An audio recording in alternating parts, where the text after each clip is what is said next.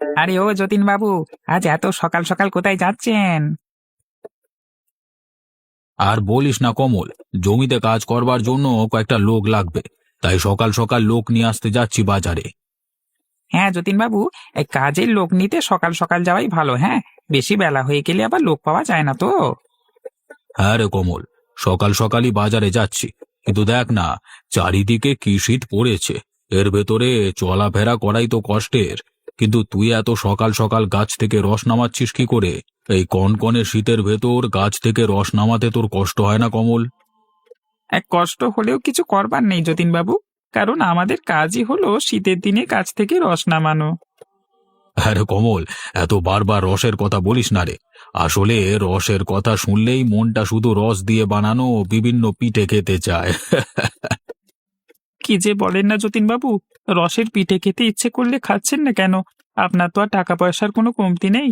আপনি তো চাইলেই প্রতিদিন আমার থেকে রস নিয়ে খেতে পারেন।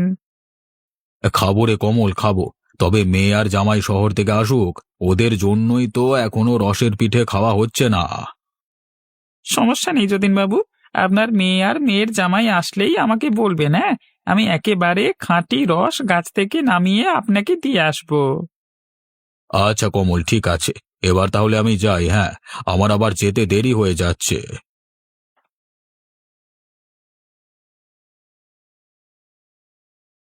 এই হতচ্ছাড়া, তুই বসে বসে কি দেখছিস? জলদি করে হাঁড়িতে আরো চিনি মেশা। আগে কানাইদা, চিনি তো মেশাচ্ছি, কিন্তু চিনি যে আর গলছে না। কি বলছিস কি? ভালো মতো চামচ দিয়ে নাড়া দে, তাহলেই গলবে। আজ কিন্তু পুরো 10 হাঁড়ি নকল রস বানাতে হবে। কি বলছেন কানাইদা, পুরো 10 হাঁড়ি রস? কেন, 10 হাঁড়ি কি কম হয়ে গেল নাকি? না না কানাইদা, তা বলছি না। আসলে বলছি যে কাল তো 5 হাঁড়ি নকল রস বিক্রি করলাম, আজ আবার 5 হাঁড়ি বেশি কেন? ওরে আদারাম, বাজারে নকল রস ভালো বেচা হচ্ছে, তাই তো আজ এত বেশি করে নকল রস বানাচ্ছি। এখন বকবক না করে তাড়াতাড়ি চিনিওয়ালা। আগে ঠিক আছে কানাইদা, হ্যাঁ, এক্ষুনি চিনিগুলো গলাচ্ছি।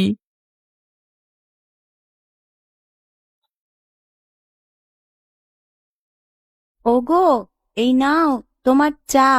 সকাল সকাল চা না হলে তো তোমার আবার চলেই না।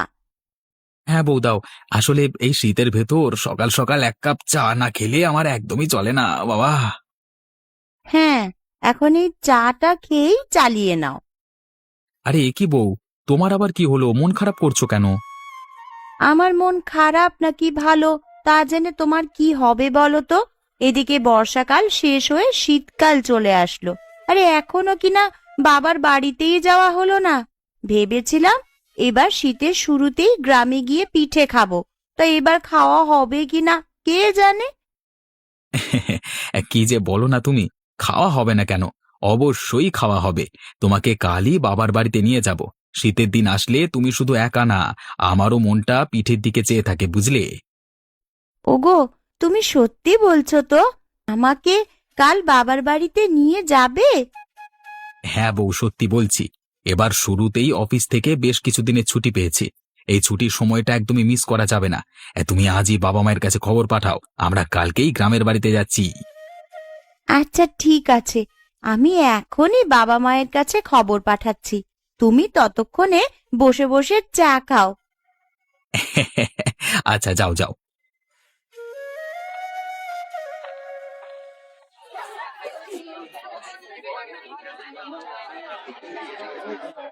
এই যে দাদা, রস কত করে বিক্রি করছো?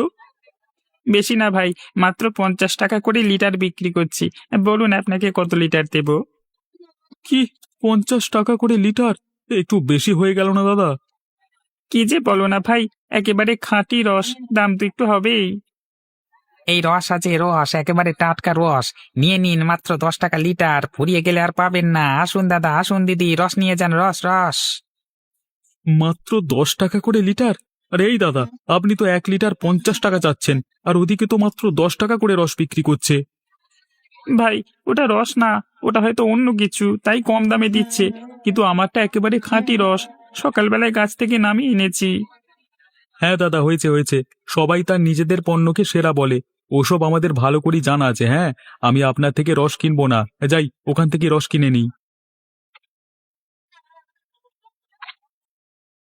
হ্যাঁ, আরে আসুন আসুন দাদা, নিয়ে যান একেবারে টাটকা রস।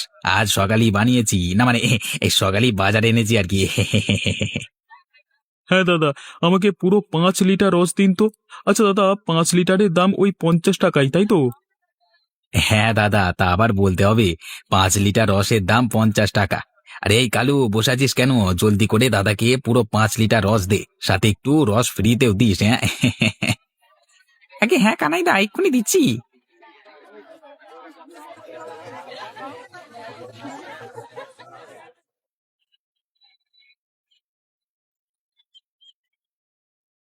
আরে দেখো গিন্নি, দেখো কে এসেছে, দেখো রূপা আর রূপার জামাই যে চলে এসেছে।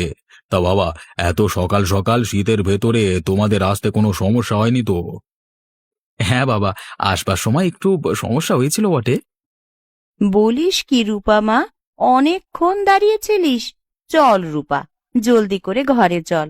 আর জামাইবাবু, তুমি ওখানে বসো, আমি তোমাকে একটু চা দিয়ে যাচ্ছি। এই শীতের সকালে উঠোনে বসে চা খেলে দেখবে শরীরটা খুব ভালো লাগবে। হ্যাঁ হ্যাঁ জামাই বাবা, তোমার শাশুড়ি মা কিন্তু বেশ ভালো একটা কথা বলেছে। এই শীতের সকালে গরম গরম চা খেলে দেখবে শরীরের সব ক্লান্তি দূর হয়ে যাবে। বাবা, আমি বলছিলাম যে চা একটু পরে খেলে হতো না? আসলে আমি চাচ্ছিলাম একটু গ্রামের সকালটা ঘুরে দেখব। এই শীতের ভেতর গ্রামটা দেখতে আমার খুব ভালো লাগে, আর সাথে কিছু টাটকা রস খেতেও মন চাইছে। কি যে বলো না বাবা, তুমি হলে আমার বাড়ির অতিথি, আর তোমাকে গ্রাম ঘুরিয়ে না দেখালে হয় নাকি? কিন্তু আমার যে জমিতে একটা কাজ পড়ে গেছে, কিছু লোককে কাজে নিয়েছি, ওদের সামনে না থাকলে হতচ্ছাড়াগুলো আবার ঠিক মতো কাজ করবে না। তুমি বরং একাই গ্রামটা ঘুরে দেখো। আচ্ছা ঠিক আছে বাবা, আপনি তাহলে আপনার কাছে যান, আমি ততক্ষণে গ্রামটা একটু ভালো মতো ঘুরে আসি, আর সাথে একটু টাটকা খেজুরের রসও খেয়ে আসি, কেমন?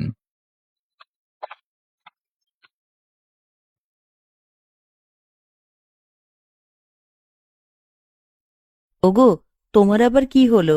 এখনো যে রসের হাঁড়ি নিয়ে হাটে যাচ্ছ না? বলি কি, আজকে রস বিক্রি করতে বাজারে যাবে না?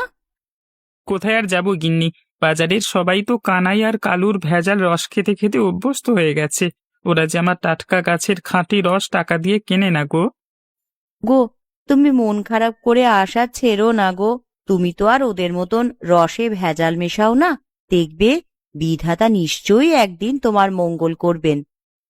না গো গিন্নি না, আমি যার পারি না।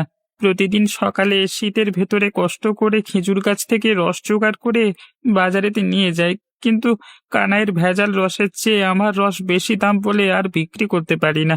এভাবে চলতে থাকলে আর রসের ব্যবসা করতে পারবো না গিন্নি। দেখো, চোরের 7 দিন আর গেরস্থের 1 দিন, ঠিক তেমনি গ্রামের লোকেরাও আজ হোক বা কাল ঠিকই তোমার কদর বুঝতে পারবে। যেদিন ওরা সব ভেজাল খেয়ে অসুস্থ হবে, সেই দিনই ওরা আবার তোমার কাছে ফিরে আসবে। তাই যেন হয় গিন্নি, এছাড়া যে আমার আর কোনো উপায় নেই। হ্যাঁ গো, তাই হবে। এবার তাহলে ঘরে চলো, আজ তোমাকে আর রস বিক্রি করতে হবে না। এই শীতের সকালে আজ তোমাকে রস দিয়ে কিছু পিঠে বানিয়ে দিচ্ছি। হ্যাঁ গিন্নি, তাই করব। এদিকে আমারও যে রস দিয়ে পিঠে খেতে খুব ইচ্ছে করছিল।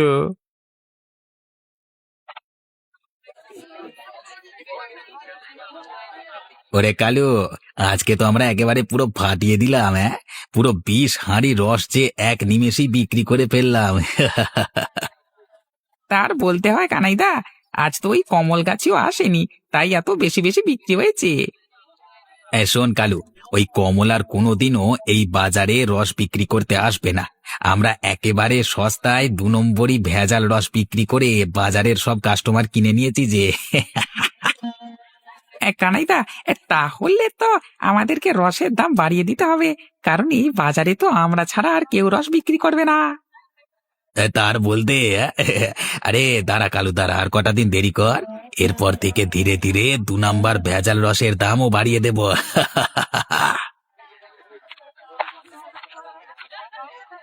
আরে ও কানাইদা, এই দেখো দেখো, আমাদের গ্রামের বাজারে একটা শহরের মুরগি এসেছে। এই চলো চলো, মুরগিটাকে রোস্ট বানিয়ে মজা করে খাই, চলো না। আরে কালু, তুই ঠিক কথাই বলেছিস। আরে লোকটা তো এদিকে আসছে বলে মনে হচ্ছে, দাঁড়া দাঁড়া আসুক। এই যে দাদা, আপনারা কি এখানে খাঁটি রস বিক্রি করেন? হ্যাঁ, আমরা খাঁটি রস বিক্রি করি, তবে সেটা গাছের নয়, হাতের খাঁটি রস। হিহিহা। এই গেল, তুই চুপ কর। হ্যাঁ দাদা, আমরা রস বিক্রি করি। বলুন আপনাকে কতটুকু রস দেব? আরে না না, আমারও তো রস লাগবে না। আমি শুধু একটু রস চেখে দেখতাম আর কি, তাই অল্প হলেই চলবে। কিন্তু আমরা তো 1 লিটারের কমে রস বিক্রি করি না দাদা। আরে এই হতচ্ছাড়া, তোকে না বললাম চুপ থাকতে? হ্যাঁ দাদা, আপনি হলেন আমাদের গ্রামের অতিথি, তা আপনাকে কি আর না করতে পারি? আপনাকে আমরা ওই 1 গ্লাস রসই দিচ্ছি, তবে দাম কিন্তু পুরো 1 লিটারই দিতে হবে, ঠিক আছে? আচ্ছা আচ্ছা, ঠিক আছে, তাতে কোনো সমস্যা নেই। আমাকে তাহলে 1 গ্লাস রসই দিন, আমি আপনাকে পুরো 1 লিটার রসের দামই দিচ্ছি।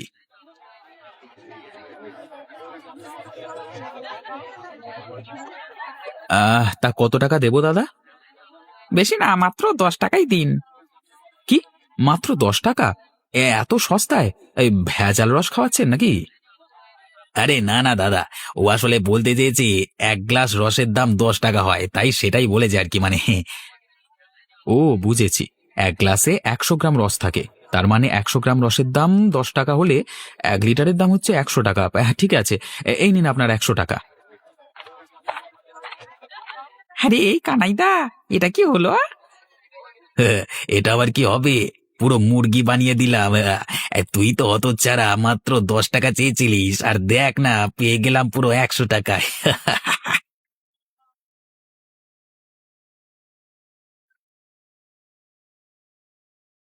যতীন বাবু, আপনার মেয়ের জামাই এই প্রথম মনে হয় ভেজাল মেশানো খাবার খেয়ে অসুস্থ হয়েছে, তাই ও শরীরটা অন্য সবার চেয়ে বেশি খারাপ হয়ে গেছিল। তবে চিন্তার কোনো কারণ নেই, আমি কিছু ওষুধ দিয়ে যাচ্ছি, এগুলো ঠিকঠাক মতো খাওয়ালেই সুস্থ হয়ে যাবে। আচ্ছা ঠিক আছে ডাক্তার মশাই, ওষুধগুলো দিয়ে যান তবে। আর ওদিকে কানাই আর কালুর ব্যবস্থা আমি এখনই করছি। হতচ্ছাড়া দুটো আমার মেয়ের জামাইকে বোকা পেয়ে ভেজাল মেশানো রস খাইয়েছে। ওই রস খাওয়ার পর থেকেই আমার মেয়ে জামাই অসুস্থ হয়ে বিছানায় পড়ে গেছে। না না, আমি তোদেরকে কোনোভাবেই ছাড়বো না। মা, ও মা, এখন আমার কি হবে? তোমাদের বাড়িতে বেড়াতে এসে যে আমার বরটা একেবারে অসুস্থ হয়ে গেল। চিন্তা করিস না রূপা মা, দেখবি সব ঠিক হয়ে যাবে। আর তোর বাবা ওই হতচ্ছাড়া দুটোকে এখনই উপযুক্ত শাস্তি দিতে যাচ্ছে। এই মোড়ল মশাই, আমাদের ক্ষমা করে দেন। মোড়ল মশাই, আমাদের ভুল হয়ে গেছে। উরি বাবা! না মোড়ল মশাই, ওদেরকে কোনোভাবেই ক্ষমা করবেন না। ওরা আমার বাড়ির অতিথিকে ভেজাল মেশানো রস খাইয়েছে, এখন আমার বাড়ির অতিথি বিছানায় শয্যাশয়ী। ছি ছি ছি ছি কানাই, তুই যে এতটা নিচে নামতে পারিস সেটা আমার জানা ছিল না রে। আজকে তোর কারণে আমাদের এই গ্রামের কমল গাছি খাঁটি রসও বাজারে বিক্রি করতে পারতো না। তুই বাজারের সবাইকে 2 নাম্বার ভেজাল মেশানো রস কম দামে খাইয়ে অনেক অপরাধ করেছিস। মোড়ল মশাই, এবারের মতো আমাদের ক্ষমা করে দেন, আমরা আর কখনই এরকম করব না। না না, তোদেরকে আমি ক্ষমা করতে পারবো না। তোরা অনেক বড় দোষ করেছিস, তোদেরকে আমি কিছুতেই ক্ষমা করতে পারবো না। আগে মোড়ল মশাই, আমি একটা কথা বলতে চাচ্ছিলাম। ওরা যেহেতু নিজেদের ভুল শুধরে নিচ্ছে, সেহেতু ওদেরকে আপনি ক্ষমা করে দেন। তবে ভবিষ্যতে যদি ওরা আবারও এরকম ভেজাল মেশানো কিছু বিক্রি করে, তখন না হয় ওদেরকে এর চেয়েও বড় শাস্তি দেবেন।